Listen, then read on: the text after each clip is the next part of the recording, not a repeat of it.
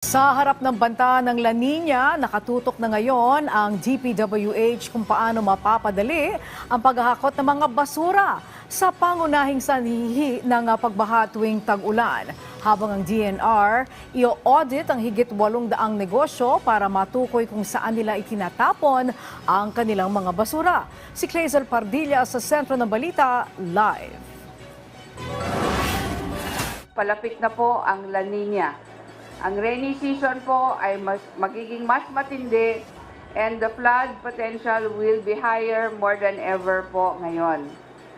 Babalayan ni Environment Department Secretary Tony Yulo Loizaga sa papasok na tag-ulan, lalo na raw kung hindi mapipigilan ang walang habas na pagtatapon ng basura. Kung wala pong basura sa ating mga waterways, we need to stop the flow of garbage and solid waste into our waterways in order to ensure our water future for this country. Ngayong taon pa lamang nakakolekta ng 8.6 million metric tons ng basura ang DNR mula sa Manila Bay upang mapabilis ang paglilinis sa Manila Bay at mapigilan ang matinding pagbaha. Na mahagi ang ahensya at Department of Public Works and Highways ng 11 naglalakihang backhoe on barge na ito sa mga lokal na pamahalaan na nasasakupan ng Manila Bay gaya ng Maynila, Quezon City, Pasay at Parañaque. Pamamagitan nitong dredging gamit ang backhoe na ito na makakatulong alisin ang naipong basura at mapabuti ang daloy ng tubig sa mga ilog at waterways. Pero hindi na raw dapat paabutin ang basura sa mga kanal, ilog at dagat.